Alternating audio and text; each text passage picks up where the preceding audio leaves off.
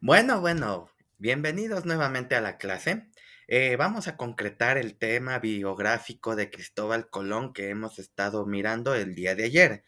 Es importante recalcar la materia de Colón y cómo su búsqueda lo llevó a descubrir el continente americano. Muchos me han de preguntar, ¿por qué Cristóbal Colón de pronto, al que algunos dicen así, por qué de pronto Colón empieza a descubrir algo que no estaba planificado en el desarrollo de sus viajes?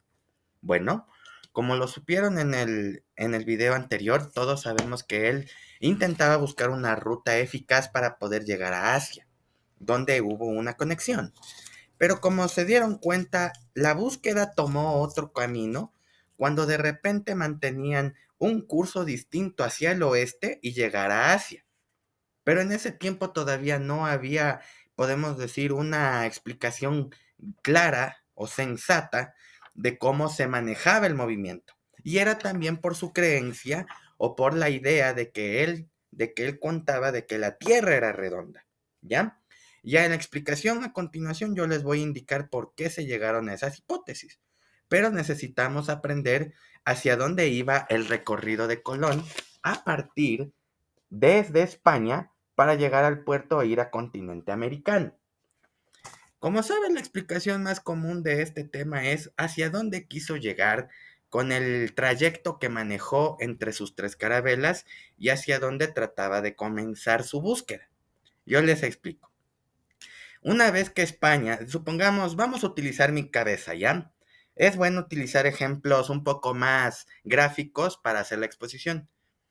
Todos vieron el Chavo. Hay una explicación. Supongamos que mi cabeza es el continente, es todo el mundo, basado en la idea de que la Tierra es redonda. Y supongamos, y supongamos que mi nariz es España, ¿ya? Ya se han de acordar. Supongamos que mi nariz es España, y tiene razón ese video, al ser humorístico tiene razón. Supongamos que mi nariz es España, y mi oreja que está aquí es el continente, es aquí la Tierra o el continente americano. ¿Cuál fue el plano de Colón? Les mostraré utilizando otra herramienta por aquí. Veamos. Sí, con este mismo. Supongamos que va a España y lo que hizo Colón fue desarrollar su navegación hasta estos puntos. Como saben, el océano Índico, el océano Atlántico, el Índico y el Atlántico tienen una similitud en la Tierra. Y esto promovió a que diera esta vuelta. Voy a dar la vuelta al esfero y miren lo que va a pasar. Esta corriente de movimiento provoca que Colón llegue a las tierras que es el continente americano y se acentúe y explore ciertas partes de ella. Entonces, si se dan cuenta, la explicación gráfica que iba a hacer el profesor Girafales en ese episodio era cierta, porque se desarrolló un proceso donde el barco o las carabelas tenían que hacer una vuelta en círculo para llegar a lo que es América. Por eso desde allí viene la explicación desde que Colón tenía que tomar rutas para poder llegar en círculo y poder alcanzar lo que hoy es América y la conjunción de los océanos Atlántico con Pacífico. Entonces ahí juega mucho también la creencia, incluso las hipótesis de que la Tierra era redonda. Porque como les dije en la clase pasada, habían algunas suposiciones e incluso también algunas visiones científicas respecto a esta explicación. Si vamos un poco más grande, tomando este atlas, pueden fijarse que aquí podríamos ver linealmente cómo estaría la Tierra de un modo diferente. ¿Sí lo pueden ver? Fíjense que a la final, la Tierra tiene una constitución bastante grande que le permite llegar a un espacio diferente. La corriente de agua hace que todo eso permita que las cosas reflexionen o reflejen la búsqueda de una Tierra.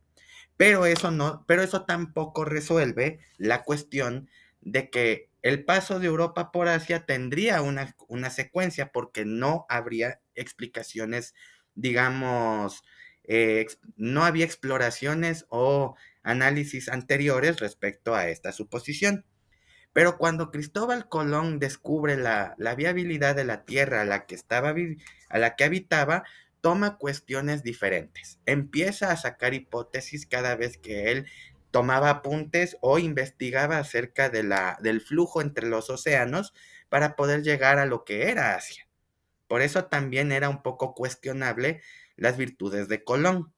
Pero eso no significa que sus aportaciones o sus hipótesis hayan sido dejados por alto. No. Esto promovió que las navegaciones posteriores llegaran a tener, digamos, cartas e incluso también ubicaciones exactas para poder alcanzar el flujo para el continente americano. Entonces no fue tan malo las aportaciones de Colón, que a la final sirvió para algo bueno. Ahora, vamos directamente a lo que es América, vamos a lo que descubrió. Aquí está el continente americano. Obviamente el Atlas tiene con sus países, sus ciudades, etcétera. Pero esto no tenía nada. Cuando Colón se hizo a la mar, tuvo que llegar rápidamente a estas líneas y alcanzó a descubrir estas tierras chiquitas. Sí, sí lo pueden observar, ¿no? Estas tierras fueron alcanzadas y analizadas por Colón, pero aún tenía que aprender mucho sobre sus nativos e incluso también sobre las características naturales, faunas, floras que existían, porque Europa aún no tenía conocimiento de estas tierras. Ya con Colón existe, digamos, una primera instancia. Y desde allí comienza la expansión y la búsqueda. Por eso, como datos curiosos de estas investigaciones, hay un puerto que se llama la Columbia Británica en Canadá, que se dirige más o menos, perdón, que se dirige más o menos por estos lares para que, donde viven los puertos marítimos. Y si hablamos de otros, en Venezuela hay un busto de Palas en relación al Orinoco, que está cerca de aquí, en cuestión, y se le da el nombre a Cristóbal Colón como su descubridor. Entonces América no solo fue una tierra completamente descubierta por Colón, sino que fue el primer paso para que la corona europea, ustedes saben que Europa se maneja con reyes, monarquía, esto promueve el interés por Europa para poder observar el comportamiento de la Tierra y y de los y de futuros terrenos para, digamos así, expandir territorio de Europa. Vamos ahora a la parte clásica. Me encanta mucho hacer estas clases con cosas que tenemos en nuestros hogares. Por favor, nada de no tiren a la basura cosas que puedan servirles. Todo sirve. ¿Quieren ver algo interesante?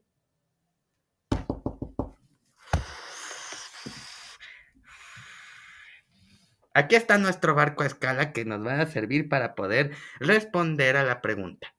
Muchos me han de decir, Colón era un navegante, era un viejo lobo de mar. Pero la pregunta que tenemos, profe Brian, es, ¿cómo es que un visionario como Colón, dentro de tres carabelas como fueron, la Pinta, la Niña y la Santa María, decidieron ser las más icónicas en el desarrollo de su proceso? La pregunta es fácil, la respuesta es sencilla. Las tres carabelas ¿cómo se llama? Fueron reverenciadas por los reyes bajo estos nombres. Santa María ¿cómo se llama? Llevaba el nombre de lo que es la Madre de Dios. La Pinta era conocida por ser una de las ciudades de España, antes un puerto marítimo. Y la Niña era porque todos conocemos una historia en España que se trataba de que las mujeres eran el mástil de todos los viajes, o sea que daban la buena vibra al camino. Y desde allí nace la expedición a agua, en el agua. Las carabelas eran más antiguas. Cabe destacar, no tengo las carabelas reales, pero la vela que llevaba tenía una cruz roja, porque era en nombre de la reina a quienes se tenían que reverenciar o bendecir estos barcos. Ustedes saben que allá en España también son completamente religiosos y la religión católica en ese tiempo fue muy grande en tiempos. Los mástiles estaban ahí. Aquí había un territorio muy dentro para poner las provisiones, la comida, incluso los materiales para el regreso a casa. Todos los tripulantes se dedicaban simplemente a realizar la búsqueda.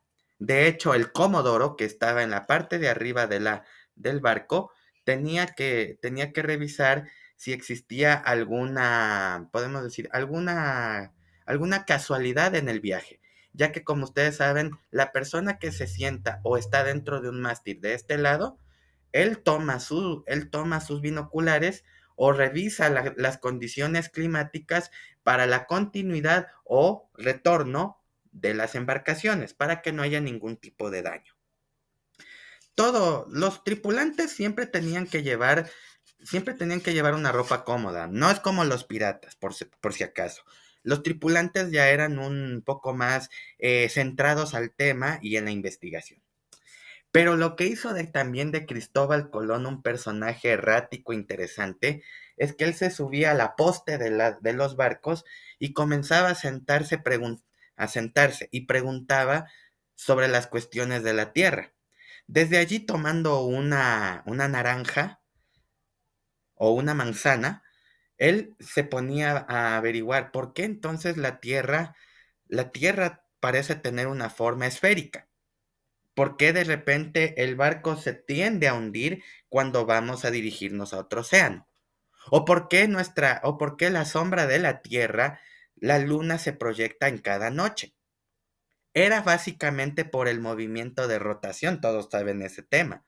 Cuando se mueve la Tierra, obviamente todos sabemos que la luna captará la sombra de la Tierra a partir del Sol. Desde allí viene el condicionamiento y el desarrollo de este proceso para la navegación. Así que si se dan cuenta, no es cosa de magia, no tiene nada que ver con vicitudes. Las ciencias, con exactitud, las ciencias descubrieron que a partir de Colón existió este proceso. Pero obviamente las embarcaciones en ese tiempo aún carecían de sentido. Por eso, las embarcaciones de Colón, la Pinta, la Niña y la Santa María, tuvieron que ser un poco más reforzadas con la madera y también con las velas para poder llegar a su destino. Por eso hay curiosidad con esas tres carabelas que tú puedes ir aprendiendo, ya que son, podemos decir, partes textualizadas del viaje de Colón. Pero creo que para mi parecer vale la pena aprenderlo para que tú conozcas cómo eran las embarcaciones del descubridor de América. Si te gustó esa parte, yo te pido que sigas viéndonos porque en el último bloque tendremos las curiosidades actuales de Colón y su investigación, las conclusiones finales y el cierre de nuestra clase. Así que no te lo pierdas, la clase está más que interesante y espero que esto te esté ayudando mucho para tus estudios biográficos. Hemos descubierto la Tierra. ¡Tierra! ¡Tierra! Hemos llegado a una tierra desconocida que se llama América. Pero bueno, esta historia continuará.